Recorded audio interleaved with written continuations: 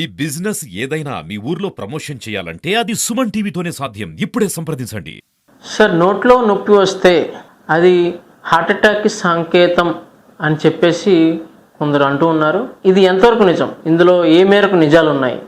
ఈ chest pain అనేది heart అటాక్లో వచ్చే చెస్ట్ పెయిన్కి లేకపోతే ఇతరత్ర కారణాల వల్ల వచ్చే చెస్ట్ పెయిన్కి డిఫరెన్షియేషన్ చేయడం అన్నది చాలా ముఖ్యమండి.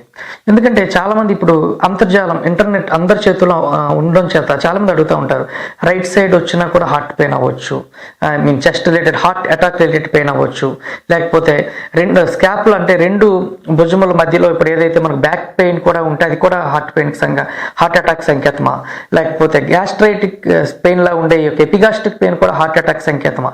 ఇలా మనం చూసుకుంటే ఈ టిపికల్ చెస్ట్ పెయిన్స్ అనేవి అంటే హార్ట్ అటాక్ వచ్చి నార్మల్ చెస్ట్లో ఏదైతే ఉందో ఈ చెస్ట్ రీజన్లో మనం నార్మల్గా చెప్పే ఈ 5th ఇంటర్కోస్టల్ స్పేస్లో మేము మాట్లాడతాం, మైట్రల్ ఏరియా అంటాం.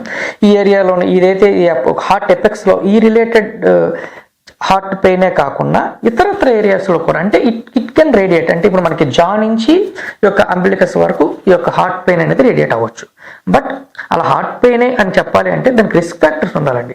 అంటే ఇప్పుడు ఒక వ్యక్తికి ఒక ఫస్ట్ డిగ్రీ రిలేటివ్స్లో ఎవరిలోనైనా హార్ట్ అటాక్ ఇష్యూ ఉన్నా, లేకపోతే తను హైపర్ టెన్షన్తో కానీ డయాబెటీస్తో కానీ లేకపోతే కొలెస్ట్రాల్తో కానీ బాధపడుతూ ఉన్నా, లేకపోతే అతనికి ఆయాసం కానీ కొంచెం అప్పుడప్పుడు గుండె మీద ఒత్తిడి పడినట్టు అనిపించడం కానీ, తల తిరగడం కానీ, లేక ఈ మధ్య ఏదైనా ఇతరత్ర డిసీజ్ లైక్ క్యాన్సర్ కానివ్వండి, లేకపోతే క్లాటింగ్ డిసీజ్ కానివ్వండి, ఇలాంటివి ఏవైనా ఆయన సఫర్ అవుతూ ఉన్నా, ఇవి కాకుండా అంటే అతనికి ఏదైనా సెకండరీ రిస్క్ ఫ్యాక్టర్స్ కానీ primary risk factor heart disease కానీ ఉంటే అప్పుడు మనం ఇలాంటి ఎటిపికల్ చెస్ట్ పెయిన్ కూడా కన్సిడర్ చేయొచ్చండి.